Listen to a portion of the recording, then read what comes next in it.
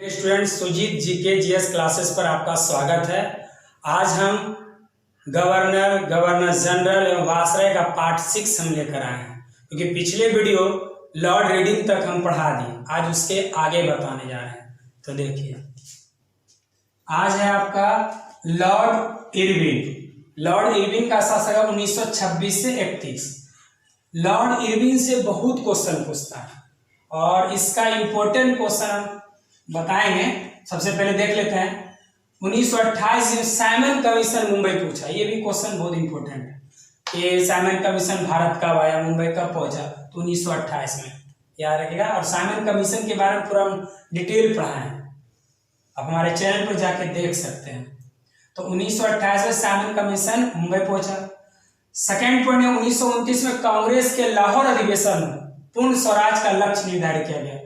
और इसके बारे में आपको बताया, क्योंकि लाहौर अधिवेशन की अध्यक्षता किया था पंडित नेहरू और 1929 में पूर्ण स्वराज की मांग किया था। ये बहुत इंपॉर्टेंट पॉइंट है, याद रखना। उसके बाद 26 जनवरी 1930 को स्वतंत्रता दिवस मनाने की घोषणा की। इसका मतलब प्रथम स्वाधीनता दिवस जो मनाया गया था 26 जनवरी 1930 को। थर्ड पॉइंट याद रखना है हम लोग को कि 12 नवंबर 1930 ईस्वी में लंदन में प्रथम गोलमेज सम्मेलन हुआ था, याद रखेगा। तो 12 नवंबर 1930 ईस्वी में लंदन में प्रथम गोलमेज सम्मेलन हुआ था। ये फोर्थ पॉइंट हुआ। और नेक्स्ट देखिए, 5 मार्च 1931 ईस्वी को गांधी ब्रिज समझौता हुआ था। और गांधी ब्रिज समझौता हुआ था कब? जब सविनय अवज्ञा आंदोलन प्रारंभ था 1930 ईस्वी में। तो कहिए कि सविनय अवज्ञा आंदोलन भी इसी के टाइम में हुआ, लॉर्ड इरविन के टाइम में। तो सविनय अवज्ञा आंदोलन प्रारंभ था, तो आंदोलन को कैसे रोका जाए, तो गांधी ब्रिज समझौता हुआ था 5 मार्च 1931 को। और बताएं कि गांधी ब्रिज समझौता को दूसरा नाम है दिल्ली समझौता। और साथ ही यहां लिख भी दिए हैं कि सविनय अवज्ञा आंदोलन स्थगित किया गया। मतलब प्लान ही था सविनय अवज्ञा आंदोलन को बंद करना, तो गांधी ब्रिज समझौता के तहत। तो ये सब पॉइंट लॉर्ड इरविन में इंपॉर्टेंट है। चलिए, लॉर्ड वेलिंगटन, याद रखिए। लॉर्ड वेलिंगटन का 1938 से 36। अब इसके समय में द्वितीय गोलमेज सम्मेलन का आयोजन हुआ। द्वितीय गोलमेज सम्मेलन का आयोजन हुआ था लॉर्ड वेलिंगटन के समय। इसके समय में सांप्रदायिक पंचायत की घोषणा हुआ था, क्योंकि उसमें इंग्लैंड के प्रधानमंत्री थे रैमजे मैकडोनाल्ड। ये भी हम पढ़ाए हैं। तो 16 अगस्त 1932 को सांप्रदायिक पंचायत की घोषणा हुआ। पुनः समझौता 1932 में इसी के टाइम हुआ था, गांधी और अंबेडकर के बीच, याद रखिए, गांधी जी और अंबेडकर जी के बीच में। इसी के समय में तृतीय गोलमेज सम्मेलन। इसका मतलब है कि लॉर्ड वेलिंगटन के समय में द्वितीय और तृतीय गोलमेज सम्मेलन हुआ था, याद रखिए। और बिहार में 1934 में भयंकर भूकंप आया था, याद रखिए। बिहार में भूकंप 1934 ईस्वी में आया था लॉर्ड वेलिंगटन के समय। और भारत सरकार अधिनियम 1935 भी पास किया गया इसी का। ये भी बहुत इंपॉर्टेंट है।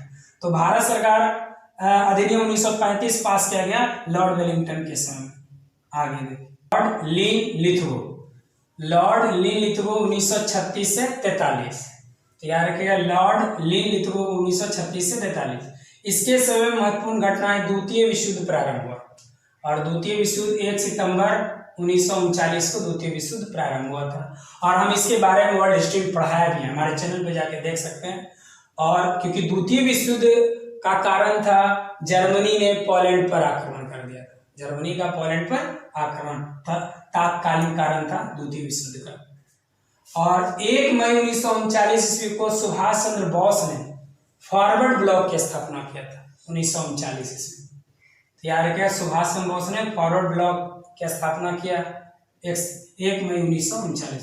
इसका मतलब लॉर्ड लीन लिथगो के समय में यह सब घटना हुआ। 1940 ईस्वी को अगस्त प्रस्ताव अंग्रेजों के द्वारा लाया गया, याद रखें। अगस्त प्रस्ताव भी लॉर्ड लीन लिथगो के शासनकाल में आया था 1940 में। क्रिप्स मिशन भारत आया था 1942 ईस्वी। याद रखिए, क्रिप्स मिशन भारत कब आया? 1942 में। अगस्त प्रस्ताव 1940 में। Forward block 1939। द्वितीय विश्व युद्ध 1939। इसका मतलब जितनी भी घटनाएं हुई ये सब लॉर्ड लीन लिथगो के शासनकाल में। उसके बाद 1942 में सबसे महत्वपूर्ण घटना जो कि गांधी जी ने अंग्रेजों को कह दिया, भारत छोड़ो आंदोलन, क्विट इंडिया मूवमेंट, अब तुम लोग यहाँ से चले जाओ। तो गांधी जी के द्वारा भारत छोड़ो आंदोलन प्रारंभ हुआ था 1942 ईस्वी। कांग्रेस ने भारत छोड़ो आंदोलन प्रारंभ किया, इसका मतलब लॉर्ड लिंगथ्रो का कार्यकाल था। और ये भी इंपॉर्टेंट क्वेश्चन है, पूछ देता है बंगाल में भयानक अकाल कब पड़ा? 1943। तो बंगाल में भयानक अकाल पड़ा 1943। अब देखिए लॉर्ड वेवेल 1944 से 47। 25 जून 1945 को शिमला सम्मेलन। देखिए यहाँ पर कंफ्यूजन स्टूडेंट को हो जाता है, एक शिमला सम्मेलन है, एक शिमला समझौता है। शिमला समझौता की बात करें तो 1972, सम्मेलन की बात करें तो 1945। ये दोनों बात को आपको याद रखना है। सम्मेलन बोलेगा तो 1945, शिमला समझौता बोलेगा तो 1972। कैबिनेट मिशन 1946 से भारत आया था। अब देखिए कैबिनेट मिशन 1946 में आया था, उसमें अंग्रेज कौन था? लॉर्ड वेवेल था, याद रखिएगा। तो शिमला सम्मेलन 1945, कैबिनेट मिशन 1946। 20 फरवरी 1947 को पीएम प्रधानमंत्री लॉर्ड क्लेमेंट एटली ने हाउस ऑफ कॉमन्स में यह घोषणा की कि जून 1948 तक प्रभु सत्ता भारतीयों के हाथ में दे दें। इसका मतलब कि क्लेमेंट एटली लेबर पार्टी के थे और लेबर पार्टी की जो सरकार बनी तो हम लोग को एक आश्वासन दे दिया कि भारत को आजादी मिलेगी 1948 तक। लिख दिया है कि जून 1948 तक प्रभु सत्ता भारतीयों के हाथों में दे देंगे। तो देखिए लॉर्ड माउंटबेटन, लॉर्ड माउंटबेटन मार्च 1947 से जून 1948।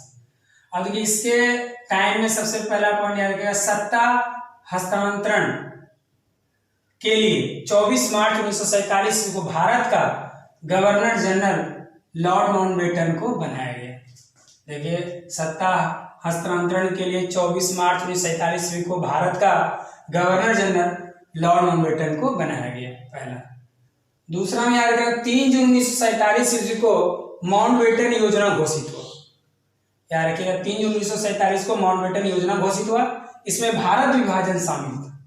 मेन क्वेश्चन यही पूछता है और हम पढ़ाए भी आपको कि भारत विभाजन परिषद के अध्यक्ष कौन थे? तो Lord Mountbatten.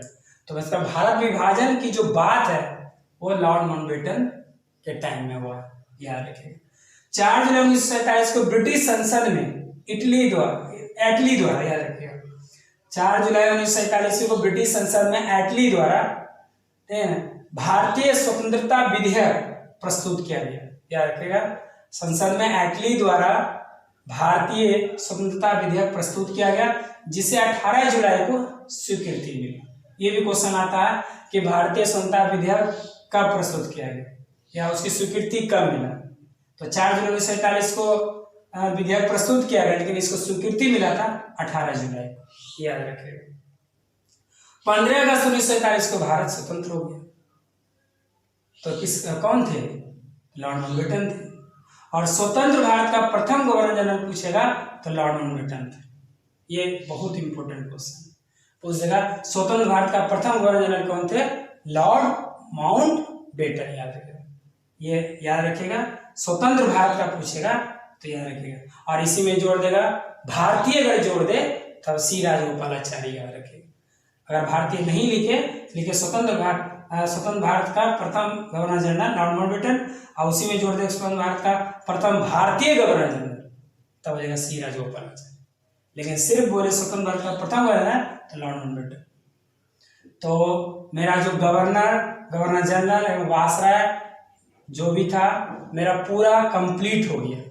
Governor general, governor, viceroy का जो टॉपिक था, जितने भी इंपॉर्टेंट था गवर्नर जनरल, वायसराय, गवर्नर, सारे हम आपको बता दिए। एग्जाम के विषय जितने भी इंपॉर्टेंट थे सब आपको कंप्लीट कर दिए। आप हमारे चैनल से जुड़े रहें और हमारे चैनल को like, share, subscribe, bell icon जरूर दबाएं। नेक्स्ट वीडियो फिर हम लेकर आएंगे। थैंक्स।